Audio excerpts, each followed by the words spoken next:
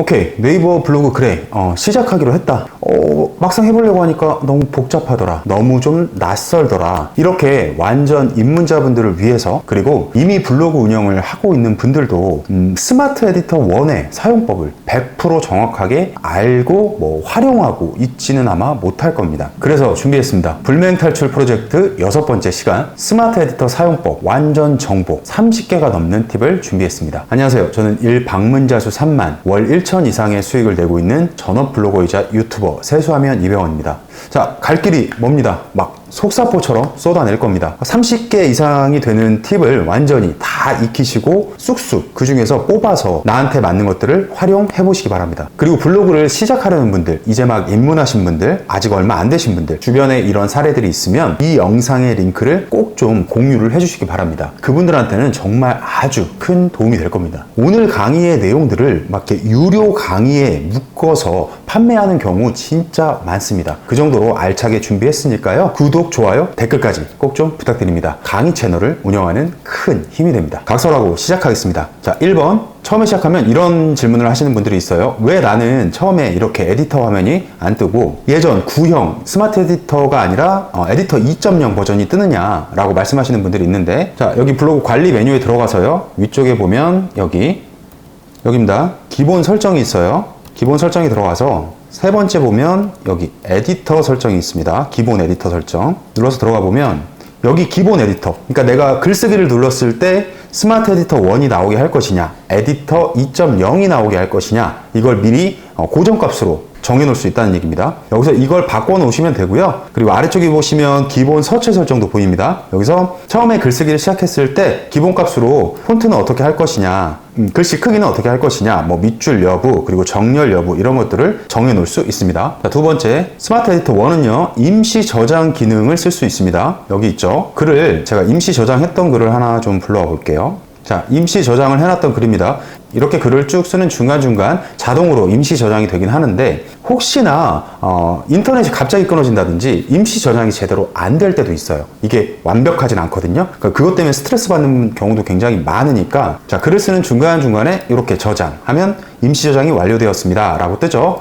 이 팝업이 뜨는 거, 이걸 아예 처음부터 그냥 아예 습관을 들이는 게 좋습니다. 글 다 썼다가 완전히 날린 경험도 있었습니다. 그리고 임시 저장은 이제 이렇게 활용을 하면 좋습니다. 제목만 써놓고도 임시 저장이 되거든요. 갑자기 불현듯 팍 하고 글감이 떠오를 때가 있어요. 구체적인 키워드는 이제 나중에 찾아보더라도 글감을 딱 확보했을 때, 그때 메모장에다가 이렇게 따로 기입을 해놓는 것도 좋지만 이 에디터에다가 제목만 딱 적어놓고 바로 임시 저장 눌러버리는 거예요. 세 번째는 여기 예약 발행 기능이 있습니다. 이 발행 버튼을 누르고 나면 예약이 있죠. 날짜를 정할 수 있고요. 그리고 시간까지 10분 단위로 정해서 쓸 수 있습니다. 자, 예약 기능은요, 당연히 지금 현재 시점보다 더 나중에 시간을 정해야 하고요. 요거 같은 경우는 처음에 입문을 하셨을 때는 어떤 때 활용하면 좋냐, 추석, 설날 이런 명절 때, 그리고 장기간 휴가를 간다든지 며칠 동안 포스팅을 못 할 것 같다, 이런 스케줄링에 따라서 그날 하루하루 올라갈 수 있게 달력을 보고 스케줄링을 미리 정해 놓으면 되는 거죠. 자, 다음은 카테고리입니다. 마찬가지로 발행 버튼을 눌렀을 때 나오는 거고요. 제일 위에 보이는 이 카테고리는 네이버에서 정해놓은 카테고리가 아니라 내가 블로그에서 정해놓은 카테고리 명이 뜨는 겁니다. 여기 있죠. 슈퍼맨의 IT부터 IT, 노트북, 애플, 유펜. 자, 얘네들이 뜨는 겁니다. 보면 똑같이 뜨죠. 여기서 이렇게 IT를 찍으면 나중에 이 글이 IT 카테고리에 들어가게 되는 겁니다. 다음, 바로 밑에 주제입니다. 여기 주제가 카테고리 관련된 영상, 요거 다룰 때 그때 설명드렸던 네이버에서 구분을 해놓은 여기 주제별 보기 있죠. 얘네들의 리스트가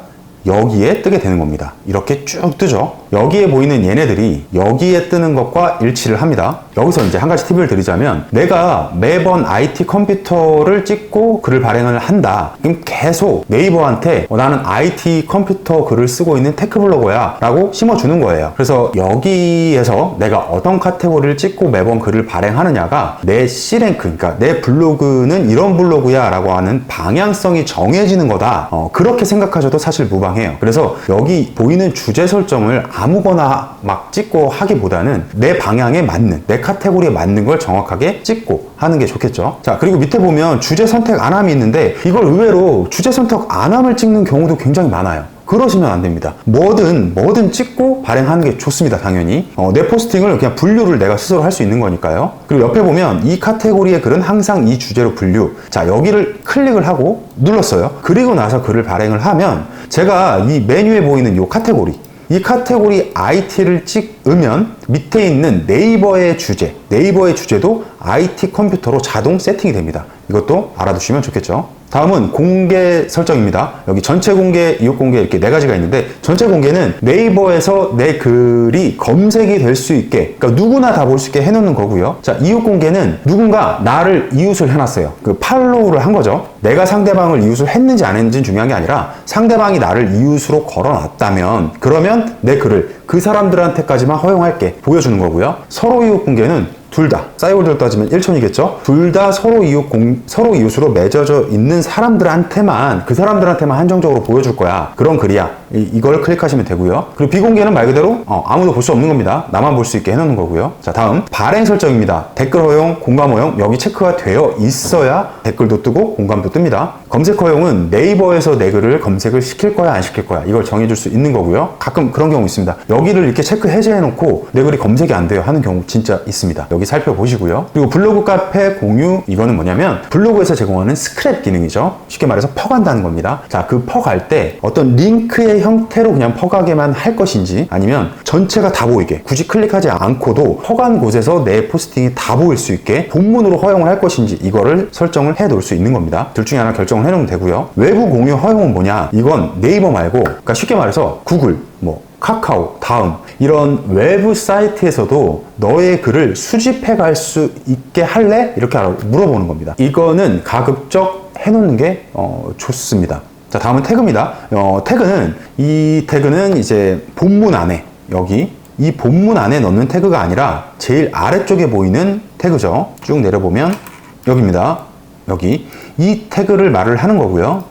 요거에 대한 내용은 제가 나중에 기회가 되면 태그에 대한 내용은 조금 더 상세하게 다뤄보도록 하겠습니다. 아무튼 태그를 넣는 란이다. 자, 다음 아래쪽 보시면 공지사항으로 등록, 여기 있죠. 이걸 체크하고 발행을 하게 되면 내 블로그에 공지사항으로 제일 위에 그 글을 띄워놓을 수가 있습니다. 공지사항은 총 5개까지 등록을 할 수 있고요. 5개가 등록이 되어 있는 상태에서 제가 공지사항으로 등록 누르면 공지는 여기 이렇게 뜨죠. 5개까지 등록할 수 있습니다. 기존의 공지사항을 하나를 내려야 돼요. 5개 중에 하나를 빼야 됩니다. 물론 여기서 공지사항으로 등록 체크하지 않아도 이렇게 포스팅마다 밑에 내려보면 설정 메뉴에서 공지사항의 등록, 여기 있습니다. 자, 여기에 있죠. 얘를 누르면 그냥 에디터 안에서가 아니라 글 다 쓰고 난 뒤에도 공지사항으로 다시 등록할 수 있습니다. 자, 다음 템플릿 기능 활용입니다. 자, 템플릿은 이렇죠. 처음에 블로그 시작하면 이 하얀 백지에다가 막 글을 처음 쓰는 거잖아요. 되게 힘들단 말이에요. 하나하나 채우는 것도 어렵고 되게 낯설고. 자, 그래서 네이버에서 이러이러한 양식을 한번 써볼래? 우리가 좀 만들어 놓은 게 있어. 너 갖다가 좀 활용하면 괜찮을 것 같아. 이런 의미에서 이쪽 오른쪽 위에 보시면 4가지 메뉴가 있죠. 여기서 여기입니다. 템플릿을 누르면 일기부터 시작해서 순위, 쭉 영화, 뷰티 이런 식으로 나오죠. 내가 예를 들어서 육아 이야기를 써보고 싶다. 처음에 육아 블로그를 해보고 싶다. 그런데 좀 낯설다. 하얀 백지에 하기가 힘들다. 그럼 여기서 템플릿을 활용을 해보는 거예요. D+50일 달콤이가 태어난 지 벌써 50일 해놓고 사진 밑에 캡션, 그리고 또 사진. 가벼운 육아 일기는 이러이러한 방식으로 쓰면 된다라는 걸 예시를 잡아둔 거죠. 이렇게 되면 여기서 사랑이 이런 식으로 이름만 바꾸면 되겠죠. 태어난 지 벌써 100일 해놓고, 이제 사진도 내 아이 사진을 집어넣는다든지, 이렇게 텍스트의 내용과 사진을 좀 바꿔보는 거, 이렇게 바꿔보면서 서서히 이제 에디터 글쓰기에 익숙해져 봐라 라는 의미를 갖고 있습니다. 육아 이외에도 순위도 있고요. 여러 가지 있으니까 이런 것들은 조금 텍스트가 길죠. 블로그에 글을 이렇게 쓰면 되는구나. 이렇게 번호도 매길 수 있구나. 이런 부분들을 하나하나 좀 발췌해서 적응을 해나가면 되고요. 적응을 한 뒤에는 서서히 내 스타일로 따로 만들어 보면 되는 겁니다. 오른쪽에 눌러보면 부분 템플릿도 있고요. 어떤 특정 부분만 할 수도 있고요. 이런 것들을 저장을 해놔서 내 템플릿으로 이렇게 현재글 추가를 누르면 내 템플릿에 하나가 추가가 됩니다. 그러니까 하나 내가 마음에 들어오는 걸 이제 만들었어요. 만들고 내 입맛대로 조금씩 만약에 바꿨단 말이죠. 그럼 그거를 내 템플릿에다가 추가를 해놓으면 되는 거예요. 그러면 다음에 또 글 쓸 때 그걸 불러와서 또 살짝 바꾸기만 하고, 이런 식으로 운영하시면 처음에 블로그 글 쓰는 게 그렇게 어렵지 않을 수 있다. 자, 다음은 인용구입니다. 여기 위쪽에서 볼 수 있습니다. 여기 여기서 볼 수 있습니다. 여기서도 볼 수 있고요. 그리고 우리가 글을 쓰면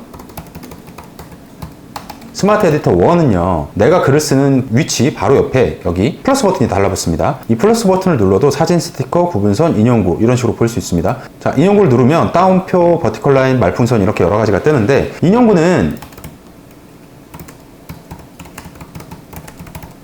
자, 이런 식으로 내용과 내용, 그러니까 문단과 문단을 구분할 때 어떤 소제목으로 활용을 해도 좋고요. 아니면 다운표를 선택을 해서 하면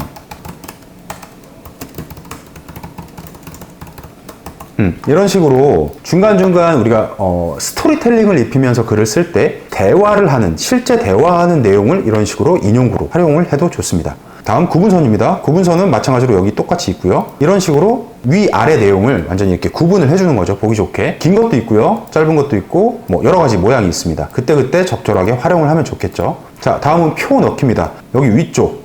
여기서 볼 수 있습니다. 표는 여기서 볼 수 있고요. 자, 표를 이렇게 눌러보면 기본은 3 곱하기 3이 나와요. 밑에 열을 추가하려고 하면 플러스 누르면 되고요. 반대로 자, 삭제할 때는 삭제 누르고, 그리고 행을 추가할 때도 여기 플러스 버튼을 누르면 행이 이렇게 늘어납니다. 자, 셀 병합을 할 수도 있고요. 분할할 수도 있고, 분할은 행과 열 따로 다 분할할 수 있고요. 자, 이런 식으로 만들 수 있고요. 이건 언제 활용하면 좋으냐. 자, 이 포스팅은 제가 갤럭시 버즈, 그러니까 무선 이어폰이죠. 삼성 무선 이어폰이 종류가 워낙 많다 보니까 이게 4종이었거든요. 4개. 이 4개에 대한 모든 실사용 리뷰를 다 넣은 건데, 각각의 스펙이나 장점들이 다르다 보니까 이걸 보기 좋게 구분하기 위해서 이렇게 표로 만들어서 사용을 한 겁니다. 방금 보여드렸던 표 기능을 활용해서 만든 겁니다. 자, 다음은 이제 맞춤법. 맞춤법 검사는 여기 위쪽에 여기서 찾을 수 있습니다. 이건 언제 하냐면 포스팅을 다 썼어요. 다 글을 다 쓰고 나서 마지막에 퇴고를 할 때 내 글을 다시 내가 훑어보는 거죠. 퇴고를 할 때 그때 같이 보면 좋습니다. 근데 맞춤법 검사는 꼭 하셨으면 좋겠어요. 이거는 좀 했으면 하는 게 이제 이유가 나오는데, 자, 맞춤법 검사를 이렇게 눌러보면 원래 이 풀프레임이라는 단어가 이렇게 띄는 게 맞거든요. 이런 식으로 뭐 수정 이렇게 할 수 있습니다. 여기 두 달도 있죠. 둘 다도 띄는 게 맞고요. 런칭이 아니라 론칭이 맞죠. 두 개여도 얼마 전부터 뭐 병원님 올라갔네요 라고요. 자, 그런데 이거를 100% 맹신할 필요는 없습니다. 이런 식으로 내가 선별을 해서 아, 이건 고쳐야겠다, 이거는 내가 맞는 것 같은데, 이런 것들은 그냥 내가 선별을 하면 됩니다. 근데 이제 맞춤법 검사를 계속 활용하다 보면 그런 일이 생겨요. 아, 내가 어떤 단어를 자꾸 틀리는구나, 어떤 조사를 자꾸 잘못 넣고 있구나, 어떻게 보면 나의 잘못된 습관? 뭐 되게 오랫동안 몸에 이거 있던 그런 방식의 어떤 나의 잘못된 습관? 그런 것들을 바로 이렇게 좀 볼 수 있다는 거죠. 하다 보면 틀리는 거 계속 틀려요. 그래서 맞춤법 검사를 하면서 점점 더 바로 잡아가는 그런 긍정적인 변화를 가졌으면 좋겠습니다. 자, 그리고 글쓰기 관련해서 조금 다른 팁인데요. 바로 어제였습니다. 지금 영상 촬영하는 날 기준으로 바로 어제 네이버에서 점검을 했습니다. 보통 새벽 1시에 시작해서 아침 7시에 끝납니다. 자, 그 사이에는 글을 발행을 못해요. 수정도 못하고 삭제도 못하고 뭐 댓글도 안 달리고 막 그러거든요. 그러다 보니까 블로거분들이 보통 점검 날이네, 아 자야겠다 그냥 그러거든요. 근데 그때도 글을 쓸 수 있는 방법이 있습니다. 스마트 에디터 1을 새벽 1시가 되기 전에 미리 열어놓으면 돼요. 미리 열어놓고, 그리고 열려있는 상태에서 1시가 넘어가잖아요. 그럼 그 열려있는 창에서 글 그대로 쓸 수 있습니다. 사진도 심지어 첨부할 수 있어요. 대신에 열려있는 창이 임시 저장이 안 됩니다, 여러분. 그렇기 때문에 이 열려있는 그대로 점검이 끝날 때까지 열려있는 그대로 그 상태가 유지가 되어야 해요. 그러니까 예를 들면 데스크톱에서, PC에서, 노트북에서 그렇게 글을 써놓고, 열어놓고 글을 써놓고 아침이 될 때까지 이거 계속 켜놓으면 그러니까 뭐 모니터만 꺼놓는다든지. 자, 그리고 또 하나 중요한 거, 아침이 됐을 때, 점검이 끝났을 때 그 창이 그대로 열려 있는 상태에서 바로 임시 저장부터 눌러주면 됩니다. 그렇게 하면 블로그 점검 때도 누구나 글 쓸 수 있다. 그러니까 점검이라고 와 오늘 1일 못하겠어, 오늘 그냥 자야겠어, 안 된다 라는 겁니다. 적어도 이 영상 여기까지 보셨다면 그렇게 하시면 됩니다. 자, 다음 사진으로 넘어가겠습니다.